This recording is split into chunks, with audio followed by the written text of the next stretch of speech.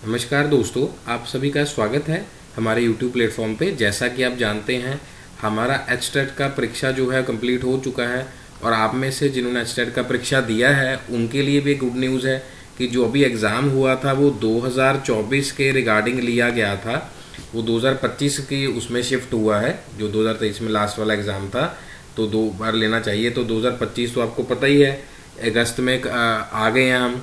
तो 2025 की नोटिफिकेशन भी क्या होगी, जल्द ही आएगी। 2025 की नोटिफिकेशन जल्द ही आएगी, हम अपनी तरफ से नहीं कह रहे, ये चेयरमैन साहब की वर्डिंग है। हो सकता है 2025 का जो एचटेट का एग्ज़ाम है वो दिसंबर में आपको देखने को मिले, यानी कि उसकी नोटिफिकेशन, ये जल्द रिजल्ट का प्रोसीजर चल रहा है। अगस्त एंड तक आपका रिजल्ट आ सकता है और हो सकता है दशहरा तक आपको नोटिफिकेशन मिल जाए। हाँ जी। अब स्टूडेंट्स कह रहे थे कि सर हम DSSB की प्रेपरेशन भी कर रहे हैं और हम सीटेट का परीक्षा भी आपके लिए दिसंबर में अलाइंड है। बहुत सारी परीक्षाएं की अंत तक ले ली जाएंगी और उन्होंने कहा था कि सर आप हमें सीटेट के प्रीवियस ईयर क्वेश्चंस करवा दीजिए। तो आपके सामने ये रहा जो आपने मेरे को बताया कि सर ये वाला क्वेश्चन करवाना है। तो एच कोड है, 24 में ये पेपर हुआ था। जो प्रश्न पत्र पुस्तिका है, परीक्षा पुस्तिका है, ये 1 है। और आपको एंड तक क्यों देखना है वो मैं सारी चीज़ें आपको अभी बताऊंगा। पार्ट 1 का हम CDP क्वेश्चन 1 to 30 करेंगे, लेकिन फर्स्ट शिफ्ट में हम हर एक क्लास में 15-15 क्वेश्चन करेंगे। उसके बाद हम EVS करेंगे। फिर जैसे जैसे आप बताएंगे कि सर हमें मैथ भी करना है, जो जो चीज़ें आपको करनी है वैसा वैसा ही करवाएंगे। हम अपनी तरफ से किसी चीज़ को इम्पोज नहीं करेंगे आपके ऊपर। दूसरी बात समझने वाली ये है कि पढ़ा तो सारे कोई लोग रहे हैं यूट्यूब के ऊपर। ऐसा नहीं है कि जब कोविड था तब से पढ़ाना शुरू किया या उससे पहले। जो मैं अपनी बात कर रहा हूँ एज ए रिसर्च स्कॉलर या टीचिंग एक्सपीरियंस जो है वो 10 ईयर्स का एक्सपीरियंस है। जब यूट्यूब ये सब सारी चीज़ें चली तब हम सब ने ये सारी चीज़ें चंडीगढ़ में सारी चीज़ें शुरू करी पढ़ाने के लिए।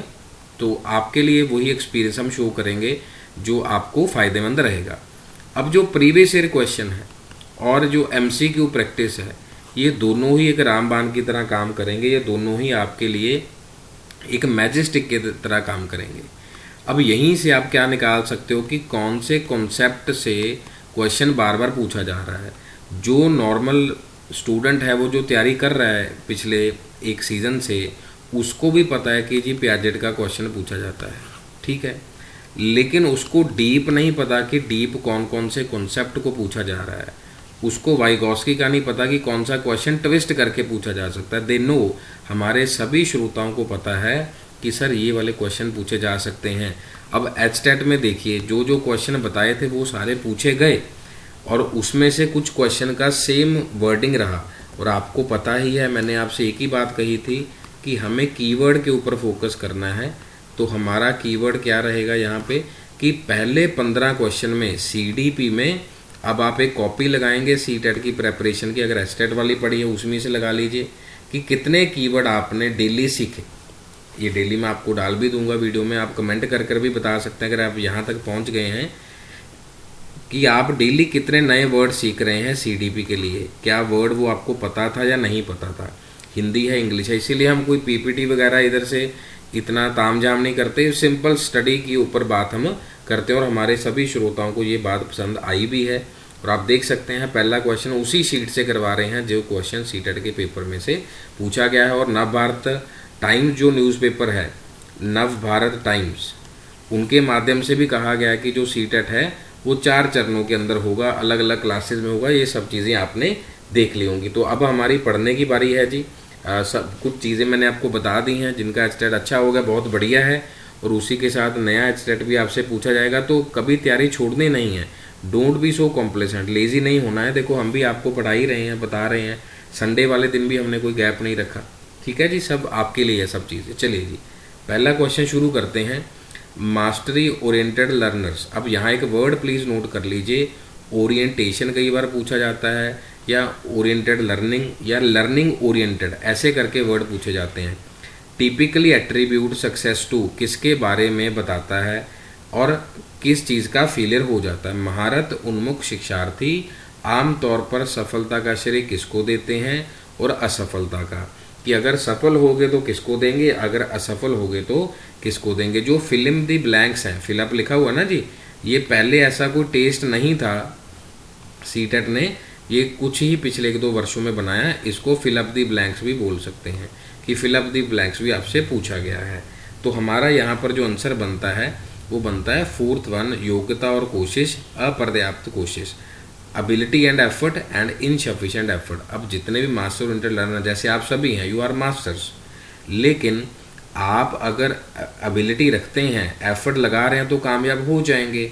अगर आप इनसफिशिएंट एफर्ट लगाएंगे कि जब भाई नोटिफिकेशन आएगा तभी हम रेडी होंगे, ये बात यूट्यूब टीचर्स को क्या, जितने भी टीचर्स हैं सबको ये बात मालूम है कि जब नोटिफिकेशन आएगा, फॉर्म भरे जाएंगे, बच्चे तब पढ़ेंगे। कोई बात नहीं, फिर टीचरों ने कौन सा पढ़ाना छोड़ दिया, टीचर तो पढ़ा ही रहे हैं। अभी कोई नोटिफिकेशन नहीं आया कि एस्टेट कब होगा, ये सीट, बट ये बता दिया।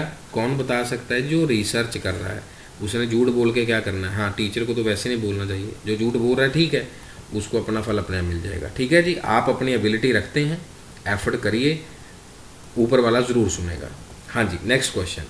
अब ये वर्ड तो सुना सुनाया वर्ड नहीं है, बहुत प्रचलित शब्द है, प्रॉक्सिमेटोस्टल। या इसका एक क्वेश्चन देखो, वहाँ पर भी पूछा गया था कौन सी डायरेक्शन में जा रहा है। अगर आप एचटेट का प्रिपेयर दे के आए हैं, अगर आप यूटेट का कोई भी टीचिंग एग्जाम का पेपर दे के आए, प्रॉक्सिमेटोस्टल या सेफलोकॉर्डल प्रिंसिपल तो पूछा ही जाता है। और ये देख लीजिए 2024 का क्वेश्चन आपके 2025 में पूछ लिया गया। क्या मल्टी डायरेक्शनल है या मल्टी डायमेंशनल है? Identical twins living in different culture can different at different rate. चलो ये तो पॉसिबल ही नहीं है, साथ साथ ही कट कर दिया करो। Children develop to grasp the ball before beads in the thread. ठीक है जी, फिर पहले उस चीज़ को पकड़ना उसने। Children develop the ability to sit up before standing. ये पहले तीनों में से हमें क्या करना पड़ेगा? कंसिडर करना पड़ेगा। अब ये एबिलिटी क्या है? मोतियों को धागों में पिरोने से पहले गेंद को पकड़ने की क्षमता विकसित करते हैं। बहुदिशात्मक और बहुयामी होंगे, मल्टी डिमेंशनल या मल्टी डायरेक्शनल, और अलग अलग संस्कृतियों में रहने वाले। तो जो इसका जो हमें आंसर दिया गया है वो कौन सा है? मोतियों को धागों में पिरोने वाले बच्चे को, जो पहला बच्चा है वो क्या करेगा? उस बीड को, उस गेंद को पकड़ेगा। तो उस चीज़ को हम क्या कहेंगे? प्रॉक्सिमेटोस्टल कहेंगे। ठीक है जी।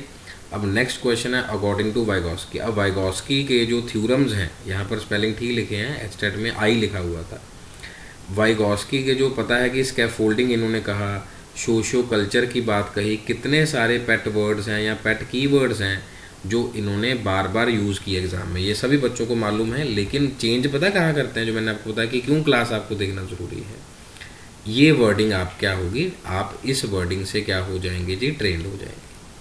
To aid thought and for self regulation, to provide self enforcement when adults are ignoring them, कि अगर अडल्ट्स इग्नोर कर रहे हैं वो वाली बात तो थी ही नहीं। Then we have because they are egocentric and because their thought is illogical.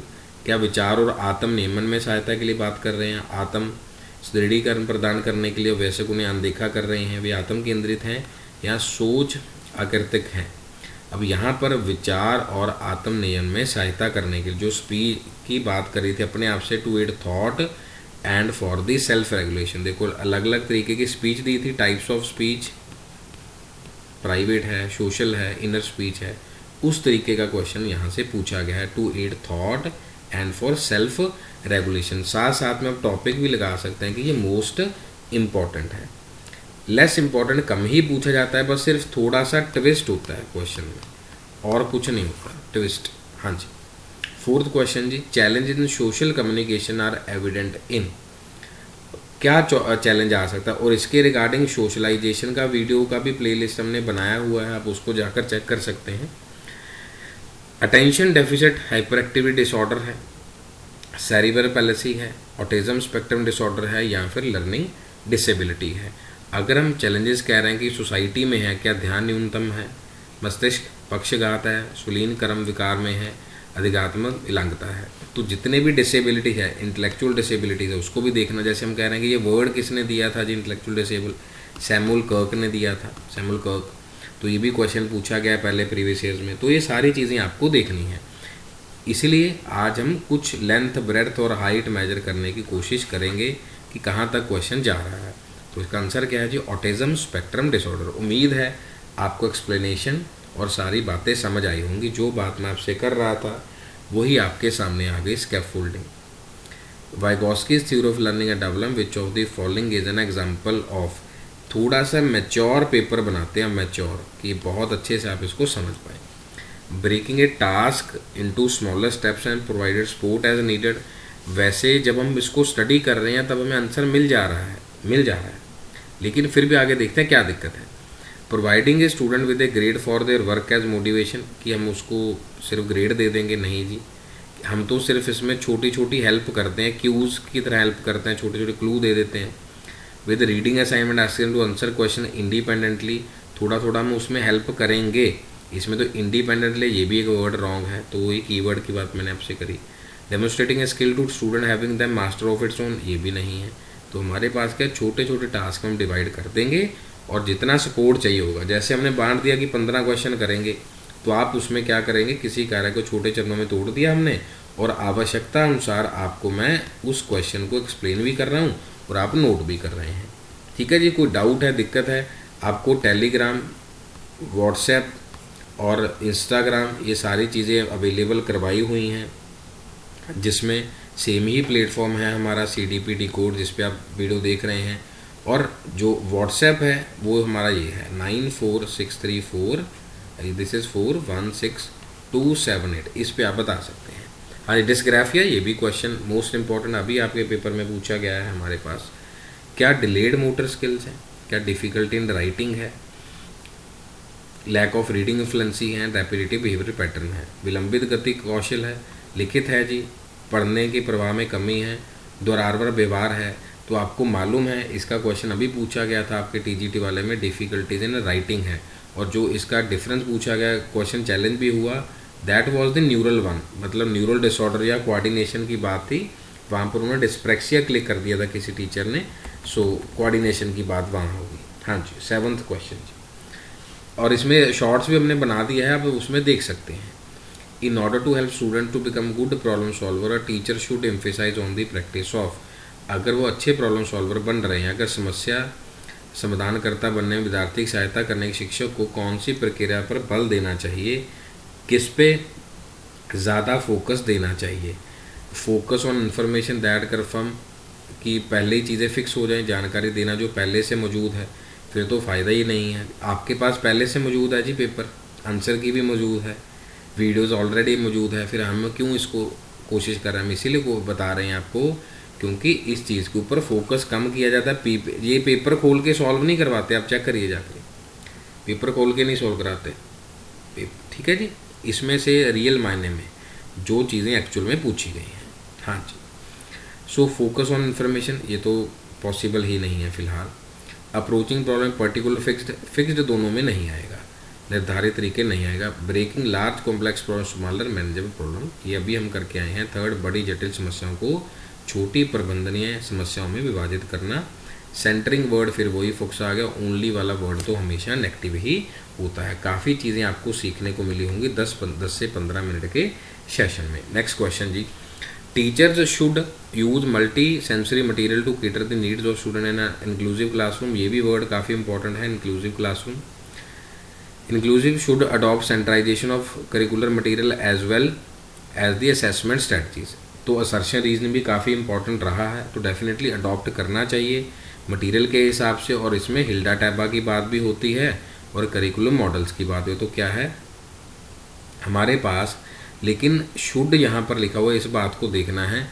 Assessment strategy नहीं हो सकती उसमें, सिर्फ हम क्या कर सकते हैं, क्योंकि राल्फ टाइलर का मॉडल भी इसमें आता है। राल्फ टाइलर का मॉडल क्या आता है कि एडमिनिस्ट्रेशन का रोल उसमें ज़्यादा होगा। पहला तो बिल्कुल करेक्ट है, लेकिन अगर मॉडल के हिसाब से देख रहे हैं, इंक्लूसिव शुड अडॉप्ट स्टैंडर्डाइजेशन, जो स्टैंडर्ड वर्ड है ये राल्फ टाइलर को जा रहा है कि बस जो हमने सेट कर दिया, जो एडमिनिस्ट्रेशन ने बता दिया, बस वही है। इस वजह से ये गलत है। तो पहला ऑप्शन बिल्कुल करेक्ट है। कई बार शुड दे के गड़बड़ कर दें, लेकिन आपको क्या देखना है, जो अभी बात करी मैंने आपसे, स्टैंडर्ड वर्ड आएगा ही नहीं जब बात इंक्लूसिविटी की हो रही है।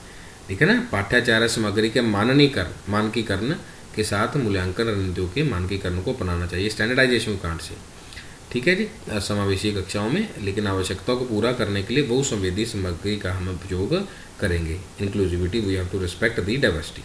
हाँ जी, कंस्ट्रक्टिविस्ट कॉग्निटिविज्म, बिहेवियरिज्म, ऐसे करके व्यूज़ पूछे जाते हैं कि आपके हिसाब से क्या है।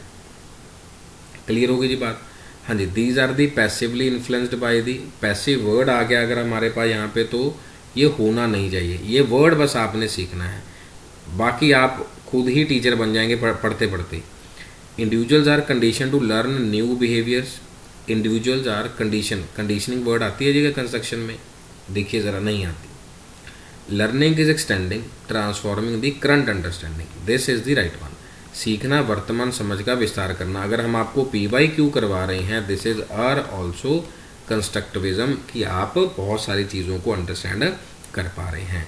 सीखना बस दिमाग की कोरी स्लेट पर संगों को लिखना है, तो ये तो टेबुला रासा था प्लेटो वाला वर्डिंग जो था। क्लियर हो गया जी। तो थर्ड ऑप्शन हमारा राइट आंसर। हाँ जी, नेक्स्ट 5 क्वेश्चन जी, 15 करने हैं हमने, चलिए जी आगे बढ़ते हैं। Effective teachers familiarise themselves with the daily lives and socio culture background of the learners. अब यहाँ थोड़ा सा एक बात देखने वाली है, फैमिलराइज होंगे कि डेली उनको लाइफ में क्या चीज़ों की ज़रूरत है, कहाँ पर वो चीज़ें देख रहे हैं, तो इसीलिए जो हमने बात करी कि हम डाइवर्सिटी की क्या करेंगे, रिस्पेक्ट करेंगे। Learning takes place in the social context, क्योंकि सोसाइटी को और समाज को मद्देनज़र रखते हुए हमें सारे काम करने पढ़ेंगे क्लास में, हम किसी को भी पिन पॉइंट नहीं कर सकते, कोई भी हीन भावना नहीं यूज़ कर सकते। सोशलाइजेशन का ये मेन पिलर है, मेन पॉइंट है। प्रभावी शिक्षक खुद को शिक्षार्थ दैनिक जीवन और सामाजिक सांस्कृतिक पृष्ठभूमि से परिचित कराते हैं। जैसे हम भी डेली लाइफ की कोई एग्जाम्पल क्लास में यूज़ करी है, अगर आप हमारी वीडियोज़ देख चुके हैं, यू नो वेरी वेल। अगर आप अभी आज ही आए हैं क्लास में, तो आप पुरानी वीडियोज़ को देख सकते हैं। सीखना एक सामाजिक संदर्भ में होता है, तो ये हमारा करेक्ट है। याद रखिएगा, पहले 8-10 क्वेश्चन में थोड़ी लेंदी वर्डिंग होगी, बाकियों में लेंदी वर्डिंग नहीं होगी, छोटे छोटे होंगे। जैसे ये not about, meaningful learning primarily, मुख्य रूप से अर्थपूर्ण अधिगम किसके बारे में नहीं है। अब एक बात और मैंने सिखाई थी कि अगर यहाँ पर नॉट पूछा गया तो नीचे से नॉट वाला कुछ वर्ड ढूंढ लो, अगर नॉट नहीं दिया हुआ तो इसको कट करके नीचे पॉजिटिव ढूंढ लो, इसके हिसाब से मीनिंगफुल के हिसाब से। जो नहीं पॉजिटिव हुआ उसको कैंसिल करो। तो दोबारा से बता रहा हूँ, अगर नीचे नॉट वाला दिया हुआ तो नॉट से कट होगा, वो आंसर होगा। अगर नॉट यहीं से पहले कट कर देना, नीचे पॉजिटिव ढूंढ लो, नेगेटिव वाला हमारा आंसर होगा। ट्राई करें जी। चलो, मीनिंगफुल, क्या मेमोराइज से मीनिंगफुल होता है जी? रट्टे मारने से, जानकारी को रटना, बस आगे पढ़ लेते हैं, कोई बात नहीं। अंडरस्टैंड बिल्कुल, ये तो ठीक है जी, पॉजिटिव है। कंस्ट्रक्टिव अभी करके हैं स्किल्स को, अब मीनिंगफुल के अगेंस्ट कौन सा है जी? जानकारी को रटना, तो यही आंसर है। दोनों मेथड से आप कर सकते हैं, अभी तो शुरुआत ही करी है, नॉट वाला प्रैक्टिस मैं और करवा दूंगा आपकी।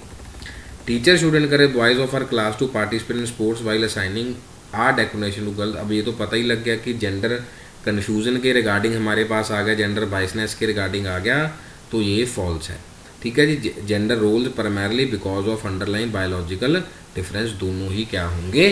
फॉल्स होंगे, क्योंकि ये इसको बिल्कुल भी सपोर्ट नहीं करेगा, क्योंकि दोनों में ही ट्रू दिया गया है। अब ये तो हो ही नहीं सकता, इसीलिए हमारे पास एक ही ऑप्शन बचा है। ए तो फॉल्स हो ही गया, तो आर कहीं पर ट्रू हमें दिया नहीं, करेक्ट एक्सप्लेनेशन हो ही नहीं सकती जब ये है, तो सेकंड वाला है। पहले से ही आंसर क्लियर हो जा रहा है हमारा। तो जेंडर बायस भी एक नया इंपॉर्टेंट वर्ड है जो एग्ज़ाम में काफ़ी बार पूछा जाता है, जो काम बांटने के लिए। हाँ जी, आगे जी, लास्ट के 2 क्वेश्चन जी। Kinesthetic learners prefer to learn through, गति संवेदी शिक्षार्थी के माध्यम से कौन से सीखना पसंद करेंगे? Fill in the blank. देखना जी, छूना, करने और चलने फिरने से, या फिर सुनने से। कुछ विद्यार्थी ऐसे होंगे जो करने और चलने फिरने से क्या करते होंगे? सीखते होंगे, याद करते होंगे। अकॉर्डिंग टू हार्वर्ड गार्डनर जी, बहुत बार इसकी थ्योरी आपको रटवाई है। SBI से लोन लेंगे, कहाँ से मिलेगा? बॉम्बे से मिलेगा। ये लो जी, शॉर्टकट आ गया, घर बैठ के इसको रटना जी आप।